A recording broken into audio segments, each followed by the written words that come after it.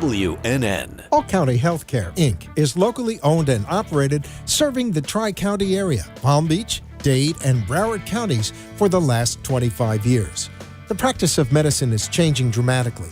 All County Healthcare, Inc. still does it the old-fashioned way, where our nurses and healthcare professionals come into your home to service your medical needs, providing you the fastest and best care possible. For more information, call 954-717-7027. And remember, Medicare Home Care is covered by Part A of Medicare with no out-of-pocket cost to you. It's your decision, and only your decision, on what healthcare agency you use. Call today. All County Home Health Care, Inc. at 954-717-7027.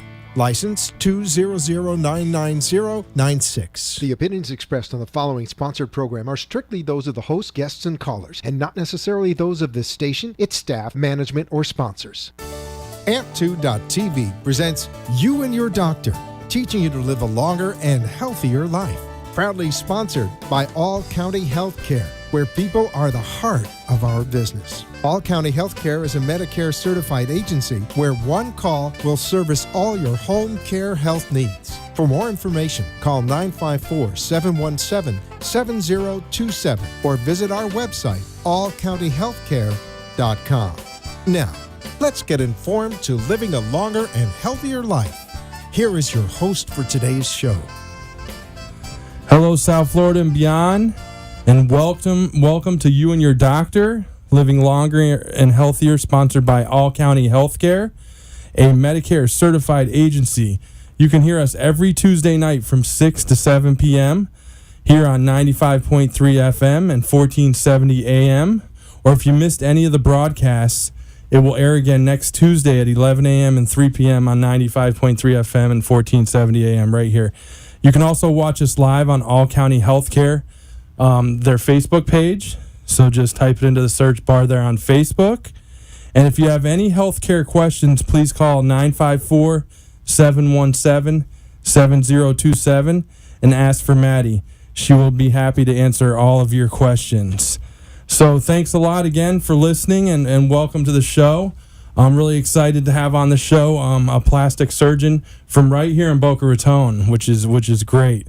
Dr. Scott Farber. Dr. Farber, welcome to the show. How are you doing today? Doing great. Thank you for having me. And thanks for joining the You and Your Doctor show. I want to get it right into it because I got a lot of questions about plastic surgery, and I know that our listeners do too. But first and foremost, you have a lot of experience in being a physician. You're a fourth-generation surgeon, is that correct?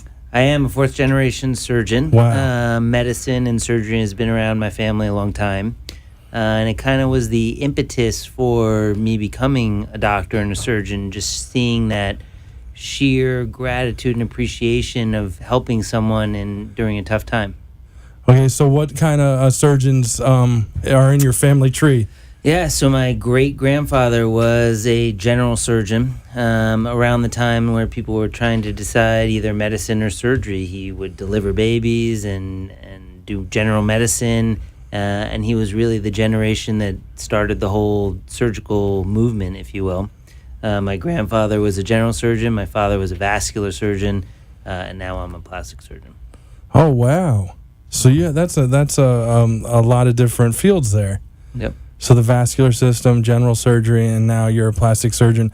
Let me ask you, how did you get involved in plastic surgery? Why didn't you go into, say, vascular surgery or general surgery and follow in the footsteps? You know, it's a good question, and I think that plastic surgery was always a very natural fit. It really combines the science and artistry that really interests me and makes me want to help patients. And when we say plastic surgery, are there actual plastics used in this type of surgery? So that's an interesting question, and when I would have medical students and residents working with me, it often was the first question I would ask them. And in fact, it's not that we use plastic. It's basically that it comes from the Greek word to mold, which is plastico. So plastic surgeons, plastico, because we mold and shape the body. I never knew that. I'm glad I asked. Well, there you go. That's fascinating. So it's plastico. You said it was the Greek word? Correct.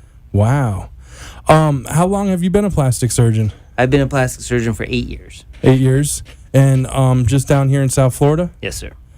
Okay. And you're right around the corner here in Boca Raton, correct? I am. My office is Central Boca, Camino and Powerline. Okay, that's 7700 West Camino Real in Suite 403. Yes, sir. Okay, let's get right into a little bit about plastic surgery. Now, I know with doctors, you're trained to provide care in a lot of different specialties, but there's always, it seems like, one amazing thing about doctors is always one thing that they do maybe better than anyone else in the area, or something that they study more or more focused on. What is your biggest specialty in plastic surgery? So I am fellowship trained in cosmetic surgery. I did additional training in cosmetic surgery. One of the beautiful things about plastic surgery is that it's all encompassing. It goes from the head to the toe, which again is one of the things that really fascinates me about plastic surgery. So I do primarily cosmetic surgery of the face, breast, and body. Okay. And what is the most common surgery that you do? Right now, we're doing a lot of circumferential tummy tucks. I think that a lot of women are coming in for mommy makeovers, so to speak, where basically they're having children or gaining or losing weight, and they really want something that's going to treat their breast, body, and overall return their body to its original form. The circumferential tummy tuck is a technique where we're not only addressing the front of the abdomen, but we're actually doing a sense of a lower body lift, where you're getting raising or elevation or lifting of the thighs, lateral thighs, medial thighs, front of the thighs, as well as the buttock, in addition to really contouring the abdomen. Really restores the natural shape and the hourglass figure to these women and men. Okay, I'm glad I asked that, because I was thinking the actual tummy, but this is different parts of the body as well. Yeah, essentially it's a lower body lift, which can benefit not only women but also men as well. Not only does it tighten up the skin of the tummy, thighs, and buttock, but it also tightens up the internal musculature. So what happens is, basically, as you get older, or as you gain weight or lose weight or undergo or have pregnancies, the underlying muscle of the abdomen loosen, and you really can't regain that tone with diet, exercise. So no matter how many sit-ups, push-ups, or exercise you do, that is always going to be loose. So what we do is we tighten the abdomen internally as well as tighten the skin externally to really provide the best result. So it gets to a point that it doesn't matter how much work you're doing in the gym, it just may not work, that exercise is going to help out. Correct. There's a point to which diet and exercise works, and everyone should maintain good diet and exercise, because without it, they're not healthy, and the overall results won't be as good. However, there is a point, and after that point, only surgery can really take you to the next level. And the other side of that is for someone who's working really hard in the gym and they've made those gains, maybe they develop like a little extra bit of skin or hangover kind of thing. That's exactly right. So people who have lost a lot of weight essentially get deflated. So it's great that they lose all that weight, but then they have that loose extra skin that needs to be taken up somehow.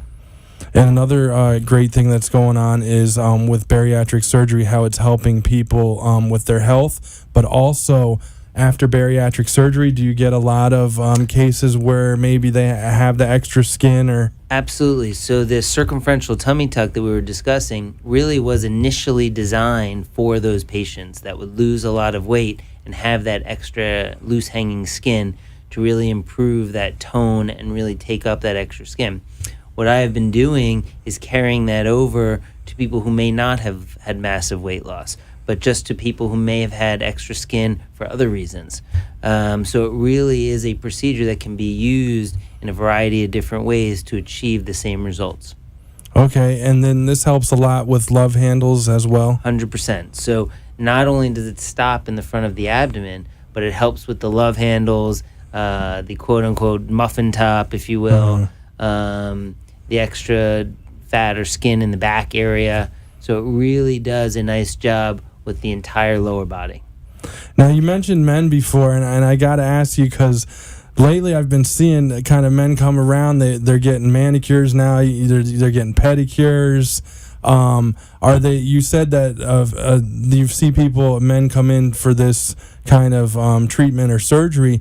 What kind of percentage are we talking about? Is it growing or? Absolutely. I mean, men undergoing plastic surgery, both Botox, fillers, injectables, as well as surgery, is growing exponentially. They're kind of figuring out that they want to look as good as they feel. And the aging process doesn't stop just with women. It really happens in men and women. And as we men are trying to stay young and fit, may be helpful for jobs. You know, people want to, if they're looking to apply for jobs and they're hesitant because of they might be a little older than the routine pool of applicants, this is something that can help them as well. And how does it work? Does someone interested in a circumferential tummy tuck, do they come in, they call the office, or they go on the website, make a consultation, and you kind of go through a body? There are a variety of different ways you can contact the office, and we try and make it as easy as possible because we understand that not everyone has a lot of time to be on the phone and make appointments. So you can either go to the website, www.farberplasticsurgery.com. You can call the office, 561-503-2700, or you can go online and just it takes you and you can make an online consultation. The staff is very willing and able to make these appointments very easily for you, and then you come in and we talk. And whether or not circumferential tummy tuck is the right option for you or not, at least we can establish the dialogue and figure out what procedure is the best for you.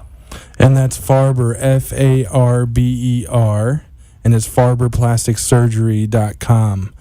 How long does the treatment take for a circumferential tummy tuck, and then how long is the recovery time? And last but not least, let me throw one more in there. Three-parter. Is it outpatient kind of thing?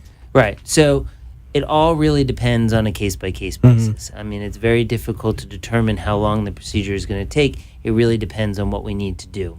So usually typically ranges in the several-hour mark. The recovery is not incredibly traumatic or painful.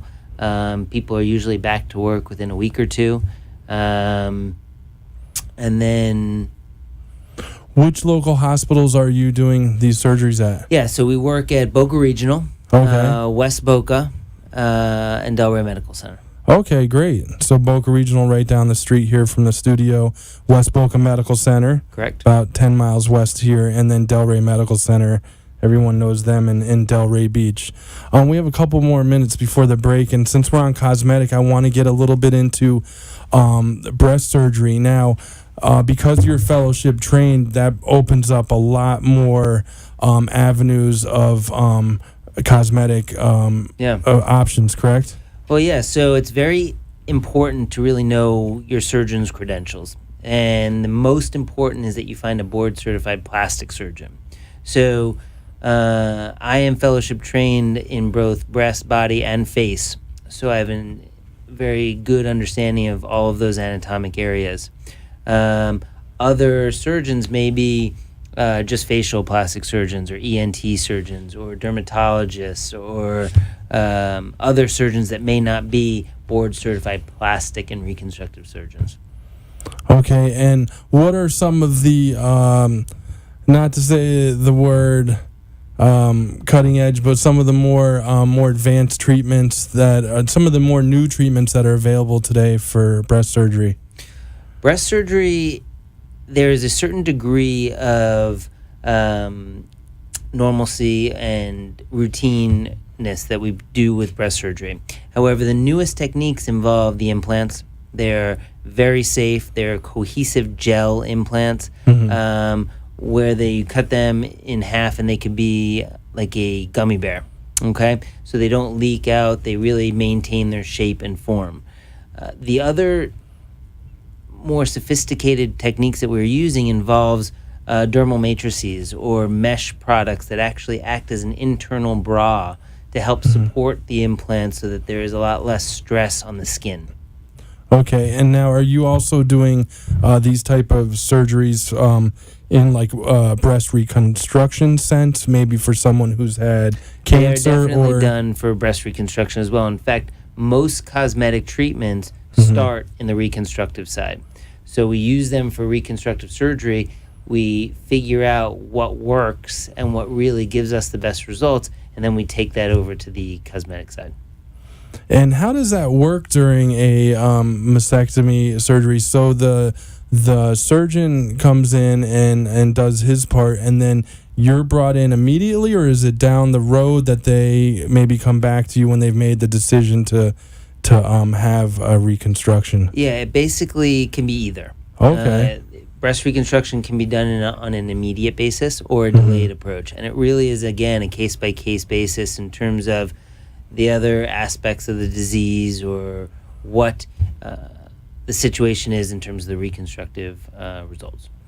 Okay, and now I want to ask you again about recovery, because I think people think the first thing is how long is it, am I going to be out if I have a breast reconstruction or a cosmetic breast surgery? I know each case by case is different, but what's the typical time frame? I generally tell my patients 1 to 2 weeks.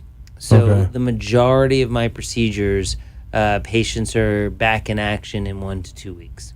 Oh, wow, that's quick. So that's something they can do, within the same month. They can be right back to work or exactly. or school or whatever they need to get back to. Now, where did you go to school? Where did you go to medical school? Let's start there. So I went to medical school at George Washington University in Washington, D.C. Prior to that, I went to college at Tufts University. I did my surgical training in Michigan State, as well as my plastic surgery training at Michigan State. And then I did a cosmetic surgery fellowship at NYU. Oh, okay. I was just listening to their radio program on the way here. Yeah, absolutely. At NYU Langone Center. Exactly. So I always listen to them a little bit on the way in to see what they're talking about. So you did your fellowship training at NYU? Yes. Okay.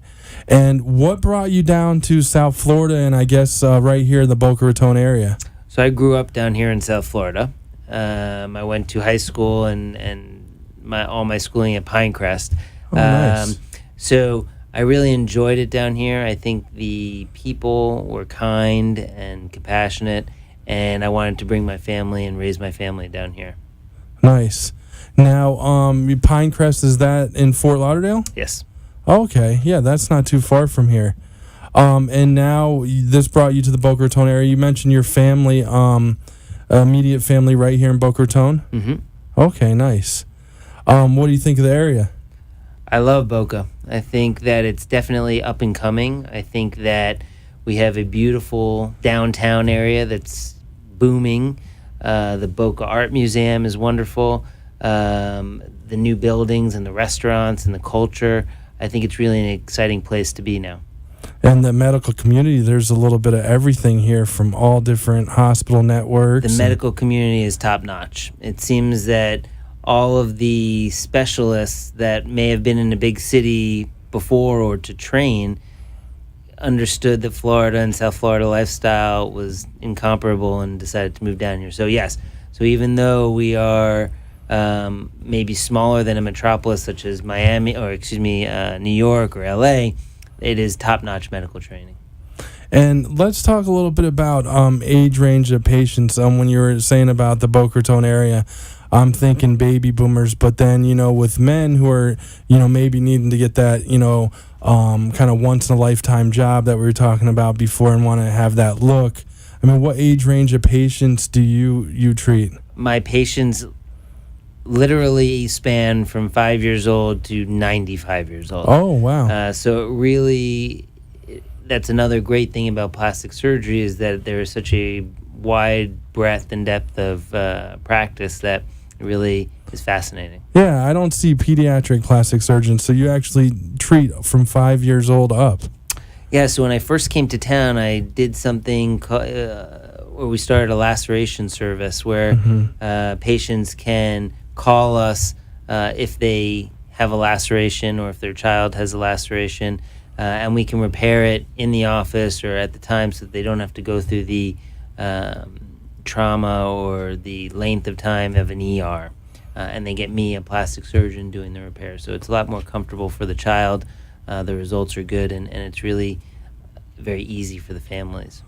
Now, most lacerations that happen to pediatric patients, are they face, arms, They really legs? can be anything. They really can be anything.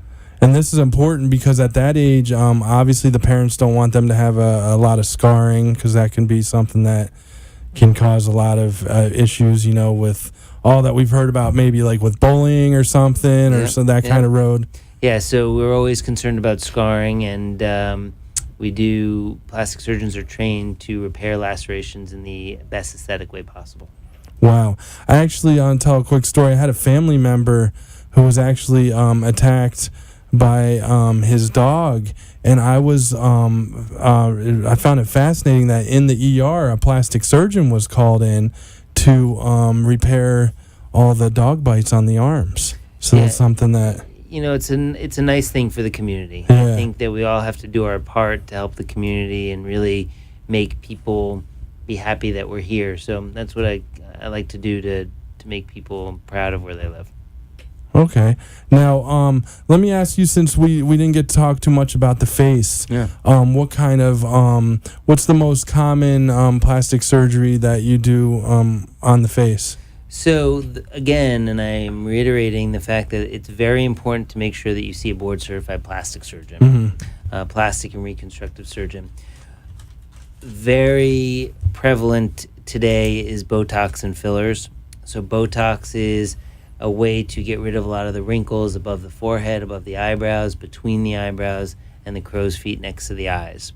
Then as you go below the eyes, it really is about filler. It's all about volume. So as we age, we lose volume, and we have to replace that volume to really improve the overall aesthetics and rejuvenation of the face. So there's all varieties of hyaluronic acid fillers and collagen builders, etc., Voluma, Juvederm, Restylane products. The newest, latest, and greatest fillers actually are a little composed a little differently to help with movement of the face to make them look a lot more natural looking. So we do a lot of Botox and fillers, both men and women of all ages. We also do a lot of facial rejuvenation procedures, facelift, neck lift, upper eyelid surgery, lower eyelid surgery, brow lift. So, and they really go hand in hand. So you always, if you're going to undergo facelift, you're going to undergo eyelid surgery, you also want to volumize. You need to provide volume to make the overall appearance much better. And the fillers and Botox, that's something that's done right in your office? Yeah, so we do it right in the office. When we're addressing facial rejuvenation, it really is a multi-level approach. So you have to address the skin through skincare products. You really want good skincare that involve retinols and things that are going to help the skin regenerate faster and be healthier. Then you want to volumize, which is involving replenishing all the lost volume that may have happened. Then you want to lift. So it's a multifaceted approach to facial rejuvenation. A lot of it can be done in the office, Botox, fillers, lasers, skincare, and then the surgical procedures are obviously done in the surgery centers. If someone is interested in having Botox, how often do they have to come to the office? Is it once every few months to have it done, or? So Botox typically lasts about 3 to 4 months. So most patients will come in on a 3 to 4 month basis just as a routine follow-up so that they can look the way they want to look all the time. If patients get a little longer out of it, 6 months, then great. If they get a little less, then they want to always look the way they want to look, so they may come in a little more frequently. I see. And We talked a little bit beforehand. I asked you a little bit about melanoma and what plastic surgeons can do for melanoma because I noticed like this time of the year, I mean, the sun is blazing, and if you don't have tint on your windows, or even if you do, I mean, driving around South Florida, I drove today from Boca to Palm Beach Gardens and back here, and it was just I felt like I got a sunburn on the driver's side. So yeah, so it's very, very important to have appropriate skin protection and sun protection. If you're going to be in the sun, you must wear sunscreen. Everyone should be wearing hats and protective clothing. It's also very important to have routine dermatologic follow-up to make sure that they're checking your skin, to make sure that there are no suspicious lesions. Once or if suspicious lesions are found, then it's very important to take the next steps to diagnose and figure out exactly what those lesions are. Up until that point is usually where the dermatologists get involved. Once there is a diagnosis of some sort of skin cancer, then the plastic surgeon comes in to excise and repair and really take care of it. Okay, so do you work hand in hand with the dermatologist? I work very closely with the dermatologist. In fact, it's a very symbiotic relationship. So if I see something that's suspicious, I may send to the dermatologist to work it up and evaluate it.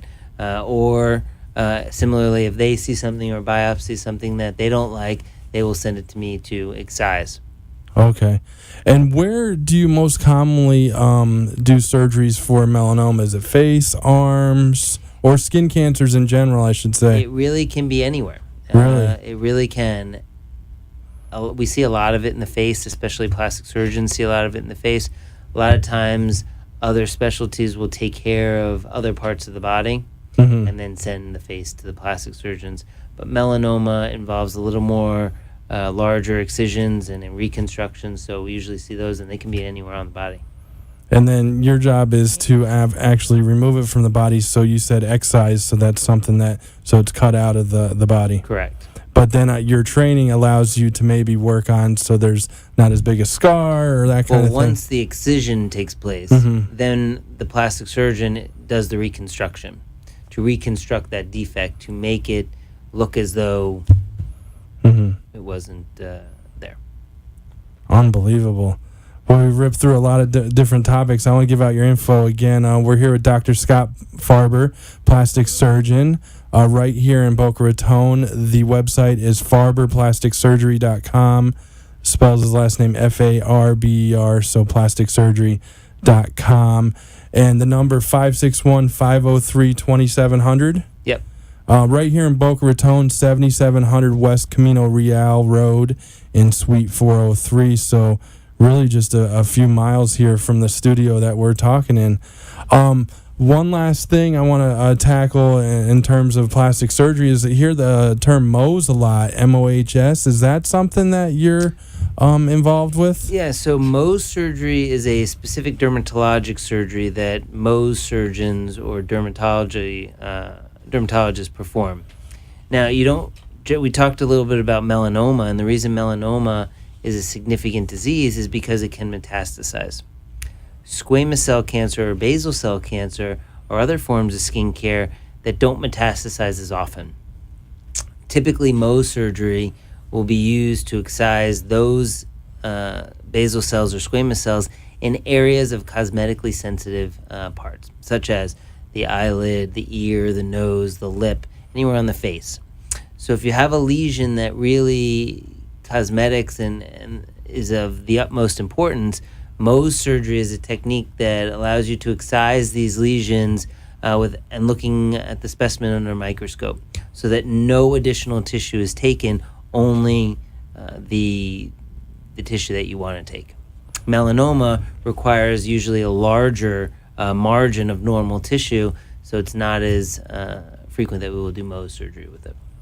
And most of those types of surgeries are done in the office or the hospital setting? They're typically done in the office. Oh, that's great. So people can actually walk right out. Correct. And just again for the listeners, the hospitals you're on staff at are Boca Raton Regional Hospital, West Boca Medical Center, and Delray Medical Center. Correct. Just one more quick question. I'd like to throw a curveball question at the end. Yeah. What are your hobbies and passions outside of medicine? Well, my family is my first and foremost Definitely. hobby and passion. I also play golf. I play tennis, and I'm an avid foodie, if you will.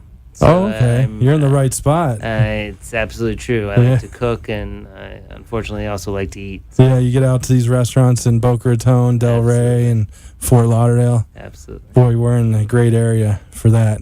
Golf, you have a favorite track around here that you golf, course? I actually like Emerald Hills down in Hollywood. Oh, wow, yeah. That's one of my favorite golf courses. I grew up down there, so it has a special place in my heart. And you said you native South Floridian? I am. Oh, awesome. I'm from Jupiter, here from Hollywood. Oh, great. Yeah. That's great. I knew we connected right away. Well, thanks again for coming on the program and kind of taking us through the world of plastic surgery kind of quickly. But I just want to let everyone know, if they want to find out more about you and a ton of area of interest, you have farberplasticsurgery.com. But thanks again, and hopefully we can do this again in the future. Thank you very much for having me. Appreciate it. We'll be right back on You and Your Doctor, Living Longer and Healthier. All County Healthcare, Inc. is locally owned and operated, serving the Tri-County area, Palm Beach, Dade, and Broward counties for the last 25 years. The practice of medicine is changing dramatically.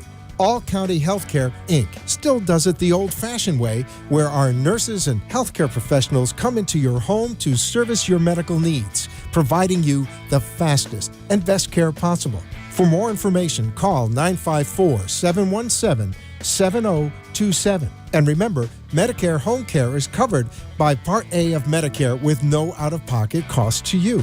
It's your decision, and only your decision, on what healthcare agency you use. Call today. All County Home Health Care, Inc. at 954-717-7027. License 200999096. Getting older is not for sissies. That's what one of my patients says. And it's funny, but it's true. Live long enough and you'll get arthritis, skin cancer, probably one of the common chronic diseases like CHF, COPD, diabetes. At All County Healthcare, we teach you how to manage your disease. We make sure you know how to take your medications and how to recognize signs and symptoms before requiring hospitalization, no matter how many visits it takes. You didn't move to Florida to be sick. You moved here to enjoy the rest of your life. And that's exactly what our team of nurses, therapists, and aides at All County Healthcare help you do. You are listening to You and Your Doctor, Living Longer and Healthier, an informative show that helps you find answers to questions you always wanted to ask, but did not have that somebody that could make a difference in your life. Call into the show if you have a question at 888-565-1470, and we will put you on the air to inform all our listeners. Now, back to our show. And we're back. Welcome to You and Your Doctor, Living Longer and Healthier, sponsored by All County Healthcare, a Medicare certified agency. You can hear us every Tuesday night right here from 6 to 7 p.m. on 95.3 FM and 1470 AM. Or if you missed any of the broadcasts, it will air again next Tuesday at 11 a.m. and 3 p.m. on 95.3 FM and 1470 AM. You can also watch us live on All County Healthcare's Facebook page. So we're on there right now. And if you have any healthcare questions, please call 954-717-7027 and ask for Maddie. She will be happy to answer all of your questions. So for the second half of the program, really excited to have on Dr. Clive Woods, a foot and ankle orthopedic surgeon. Dr. Woods, how are you doing tonight? Doing great. Thank you for coming on the show, You and Your Doctor, Living Longer and Healthier. Man, I'm a big fantasy football guy, and last year there were so many foot injuries. Oh, yeah. I have so much to ask you about because I'm trying to think of what I want to do with my teams this year. Yeah, exactly. Do you get a lot of those questions from patients? Yeah, actually, I get a lot, especially like the most recent injury from last season was Derek Carr when he had that ankle fracture and syndesmotic injury. I remember even actually a couple years ago when RG3 had that dislocation, I had to go on the radio to talk about what does an ankle dislocation entail and the treatment. And big thing for him is mobility. So a lot of people are like, well, is he going to be able to be mobile? I guess we kind of know what's going on now, but yeah. And it can affect, if you have a bad foot or ankle, it can affect maybe other parts of the leg, the knee, maybe even go up to maybe even the hip. Oh yeah, for sure. I mean, a lot of times, and even in the office, I see this a lot where, if you have an ankle injury or even rehabbing it, one of the biggest things why I like people to get into physical therapy is when they're getting back and rehabbing, making sure they're walking correctly. Because I have people that come in and it's like, oh yeah, I'm compensating because of this leg, putting a little bit more pressure on the other side, so that's bothering them. Or sometimes the knee because they're walking different, trying to offload certain areas. So yeah, it can definitely kind of go from the foot all the way up to the knee, hip. Well, I know you're a foot and ankle surgeon, and you tackle a lot of different treatments, but and one thing I find amazing about doctors, I was telling the doctor before, is that when you guys treat so many different guys and gals, treat so many different conditions, but then you're able to specialize and be maybe one of the few in this area to tackle a certain condition.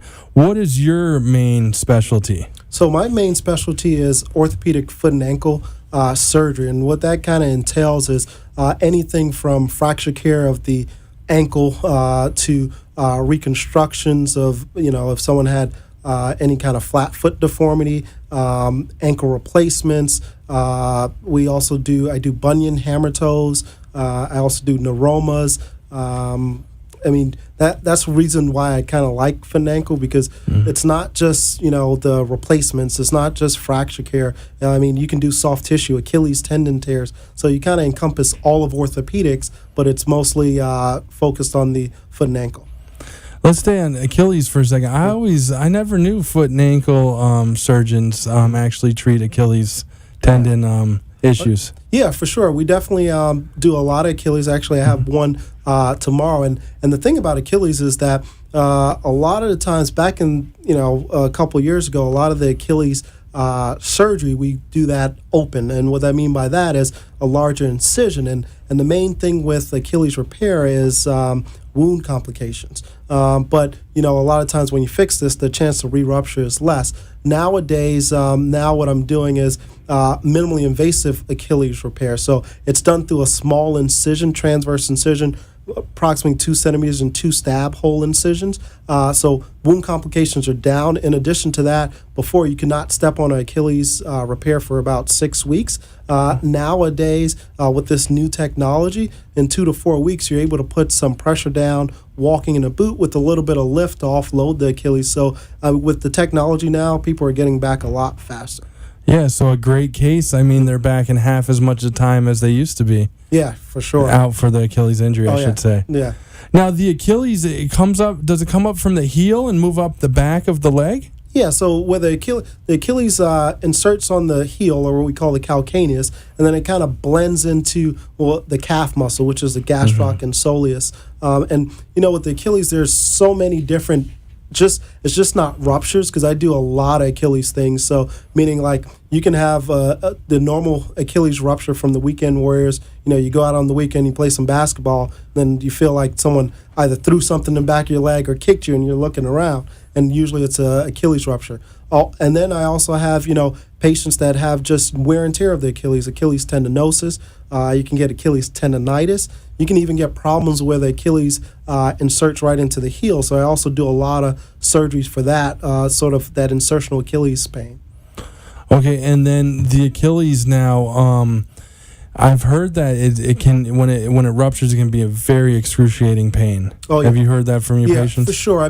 A lot of times this is the typical story that you hear, is that when they have an Achilles rupture, they kind of, like if you're playing basketball, they always think like someone hit them in the back of the leg with the ball, or actually kicked them. The best story I ever got was a boxer that I did, professional boxer, that he actually was training, and he thought his trainer actually kicked him in the back of the leg, and he was getting ready to turn around and punch him. and he was like, no, I didn't do it. So I definitely wouldn't want to be that trainer. But it's definitely excruciating initially. And then after that, it kind of settles down. And do you see those injuries, Achilles injuries of all ages, or? Usually, so it depends on if you have an Achilles rupture, a lot of the times when you're going to see that is around that 30 to almost 50 range, because what ends up happening where it actually ruptures, the blood supply to that area is not good. And a lot of times you get people going out playing, basketball that weekend or softball, and next thing you know, they're running for a base, or they're jumping up and they feel that pop. And then that's when they have to see a foot and ankle surgeon. Yeah, exactly. Yeah. Get on the speed dial there. Exactly.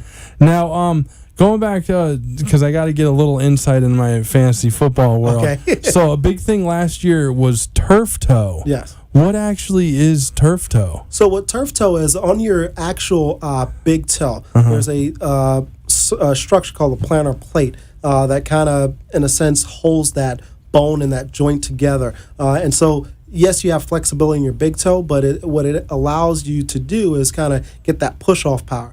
The reason why they call it turf toe is because before everyone played on grass, so there was a little bit of give to the grass. Now with artificial turf, it's a little hard. So a lot of times with wide receivers, you can see they don't get that push-off power when they're trying to run, because they get excruciating pain from that. Now, turf toe is something that can be treated with just without surgery, or is it something that they have to have surgery? Yeah, well, it's kind of two ways. It's definitely something that can be treated without surgery, depending on the severity of it. A lot of times, just some immobilization, some rest can get that better. In addition to that, sometimes you can put what we call a carbon fiber insert, just trying to stiffen that sole of that shoe, so when they're trying to push off, they're not putting as much pressure on that toe and causing what we call dorsiflexion. So that's dorsiflexion is sort of when that toe goes up. Okay. Now, and if surgery's not needed, are you available to do sports medicine and watch them through the process and provide for sure? Because a lot of the one thing about and that's another reason why I got into foot and ankle, because a lot of sports medicine orthopedists don't do as much foot and ankle. They'll do Achilles and maybe like what we call an osteochondral lesion. But I kind of take care of all of the foot and ankle sports. So especially in my practice, we do a lot of sports. So I do all the Achilles, the what we call osteochondral lesion, turf toe, Lisfranc injury, all of those things. And let's talk a little bit about your practice. You're with the Gelb group. Yeah. So the website's gelbmd.com. And that actually is right here in Boca as well, correct? Correct, yeah.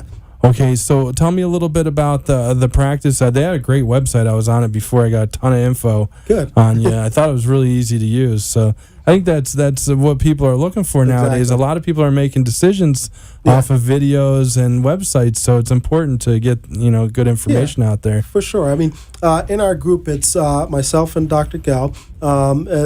He does most of the sports, shoulders, elbows, knees. I do all of the foot and ankle and even the sports foot and ankle. In addition to that, we have in the office x-ray, so you don't have to worry about going to get an x-ray. In addition to that, we also have physical therapy. So we have 2 physical therapists, and we have approximately 3 to 4 physical therapy assistants. So a lot of times when we do surgery, we send you over to physical therapy, and we can keep a close eye on you to see how you're progressing. Oh, nice. So it's like one stop for everything. Exactly. Physical therapy on site, x-rays on site. Yep. Foot, ankle, orthopedic care. That's great. Now, how long have you been with Dr. Howard Gelb? Yes. So I've been there since 2003. So I just finished my 4th year, going on my 5th year with him. Okay. Since 2013, last 4 years. Yes. Yeah. Okay.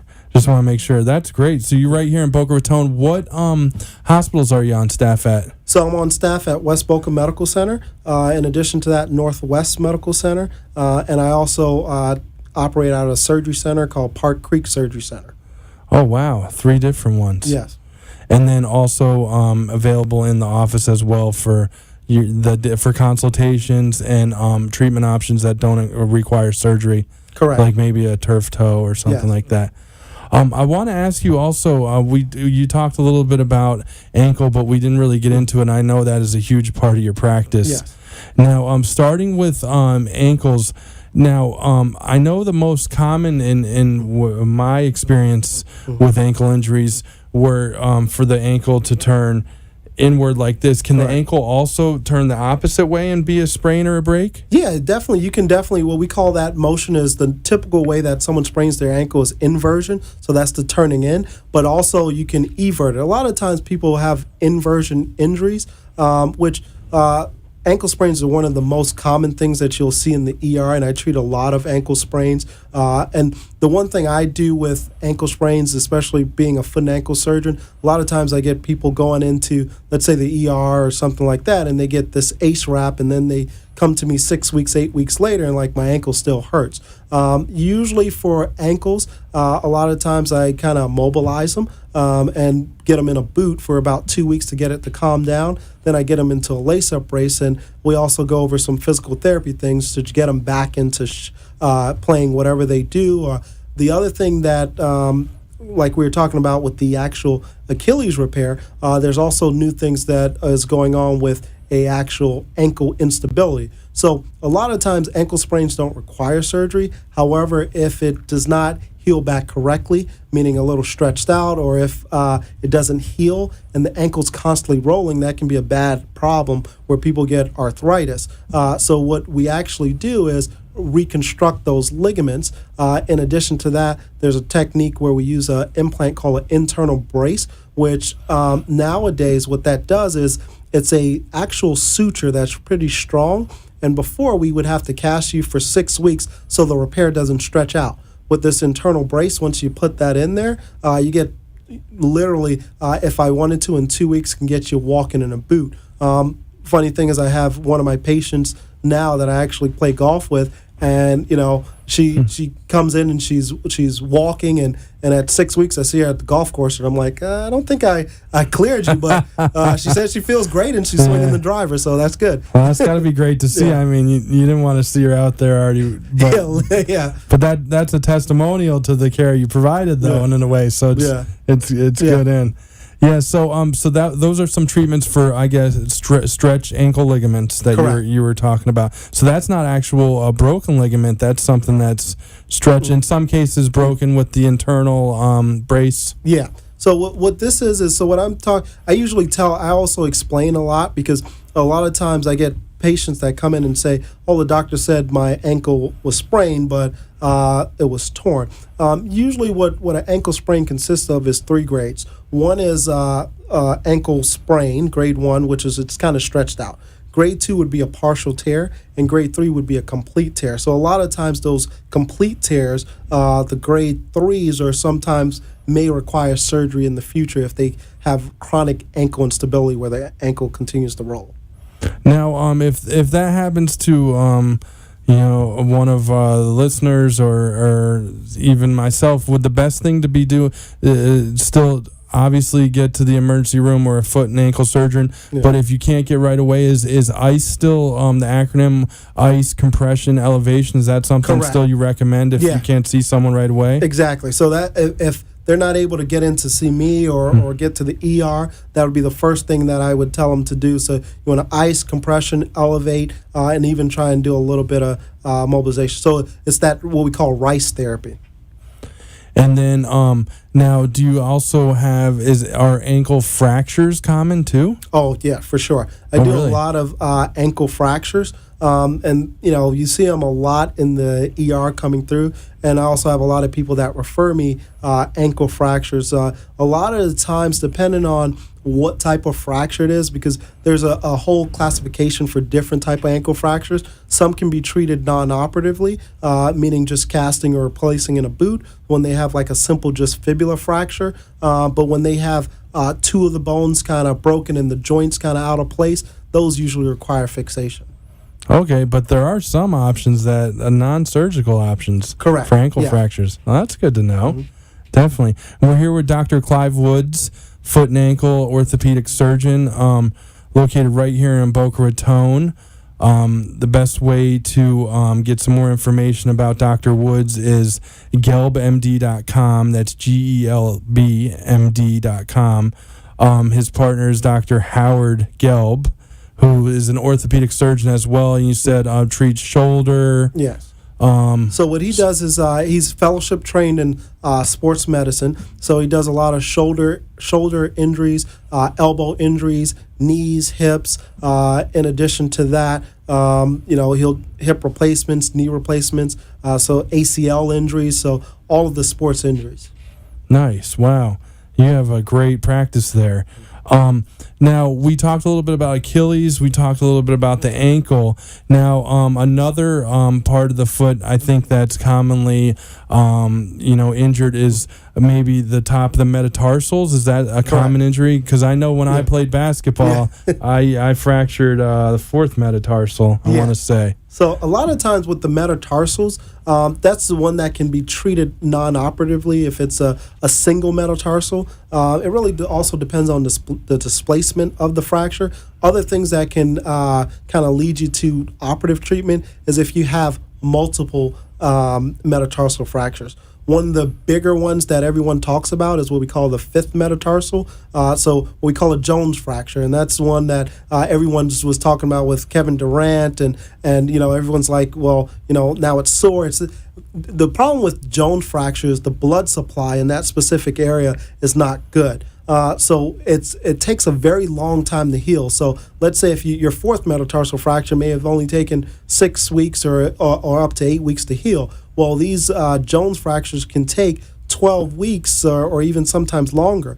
So for a professional athlete or even our college athletes, that's a long time, 3 months out. And let's say after that, you're like, okay, well, it still hasn't healed. Now you have to do surgery. So what we actually do for that is simple incision, minimally invasive, a screw that we put across that metatarsal fracture to cause some compression and allow it to heal. And that fifth metatarsal, that's on the outside. That would be from the pinky toe all the way into, I guess, correct, the leg bone there? Yeah, so where it would actually be located is if you take your small toe and you kind of bend it up, so right where that creases in that joint, that's the head of that bone, and then you kind of follow it back for a couple, probably I would say a good inch or two, and right at that tip, you'll feel like a little prominence on the side of your foot in the midfoot portion. That'll be the tip of that fifth metatarsal. But where you actually get that fracture is what we call the Metatarsal Junction. And what that actually is if you look at the metatarsal, there's sort of this flare, meaning that the actual bone kind of funnels in, and right where it goes from funneling to straight, that junction right there is very poor blood supply. Oh, wow. I didn't know that. That's fascinating. So we went from the heel to the ankle to the top of the foot. Yep. Let's go around 360. Underneath, another basketball injury is you don't hear too much about it, but I think it happens with wear and tears with the sesamoids. Oh, yeah. Maybe is that the ball of the toe? What area? I tell people the sesamoid is, easiest way to know what a sesamoid is. So a sesamoid is a type of bone. It's a bone that floats in a tendon. The most common one that everyone will know is the kneecap. The kneecap is that's the largest sesamoid bone. Now, what you actually have sesamoid bones in your thumb and in your big toe. So I get a lot of times I'm showing an X-ray and the patient goes, "Is that a fracture right there?" I'm like, "No, that's your sesamoid bone." A lot of times where I see these sesamoid bone injuries are a lot of my ballet dancers, because they always go on end point. In addition to that, it really depends on the shape of your foot can actually cause a little bit more stress. So people with very high arches and what we call plantar flex, so that means the first ray of that big toe kind of points down a lot, so they put a lot of pressure on that bone. They can get it that way. I have nurses that actually are in the hospital that have those type of injuries just from walking all day. They get stress injuries. I actually had one girl who she went to UCF, and I guess the thing at UCF is to go to Disney World every week, and ended up with a sesamoid injury. Yeah. Oh, wow. Yeah. From walking on her toes at Disney World. Do you see a lot of you mentioned a couple different sports? Do you see a lot of injuries from cheerleading as well? Basketball, football, soccer. Yeah, and usually, so I see all of those injuries. So cheerleading, I get a lot of ankle sprains. I was going to say that. Same thing with basketball. Other things that I get in basketball are Lisfranc injuries. What a Lisfranc is it's a ligament that goes from the base of the second into a bone called your medial cuneiform. One of the biggest ones that everyone knows is when Udonis Haslem had that foot injury. That's what he actually had. So that's one thing that I treat a lot too. In addition to that, football, you get all kind of fractures along with the ankle sprains. Yeah, it happens. And Udonis just signed again, right? That's awesome. The Mr. 305, love it. Yeah. And you have a tie to the Miami area. Did you go to medical school or train down there? Yeah, so I trained, did my orthopedic training at University of Miami Jackson Memorial. So I did orthopedics there for 5 years. And then after that, I did a foot and ankle fellowship with one of the well-known physicians named Roy Sanders, along with Arthur Walling, who are very well-known in the orthopedic foot and ankle community.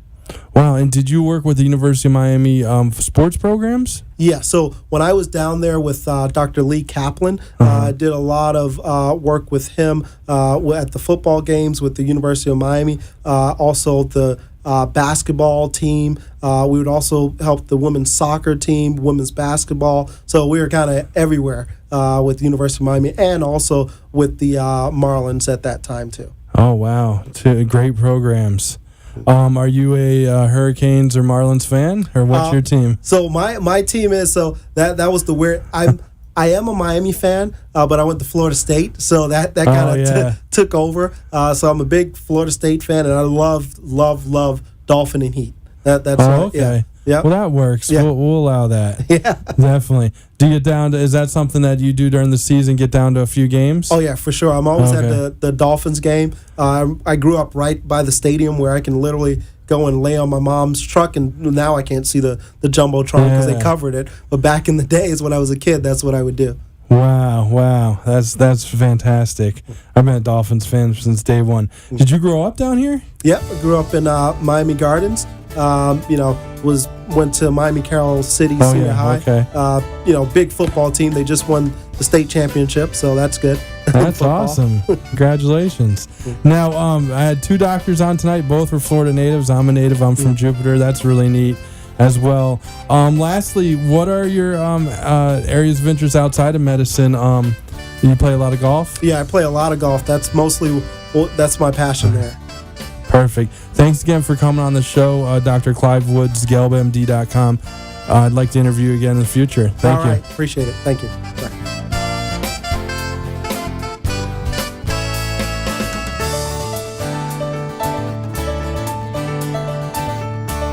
Thank you for letting us share with you a longer and healthier lifestyle. If you have a doctor or are a doctor and wish to be on the show, call AMP2 TV at 866-244-5422, and we will put you on the air as soon as possible.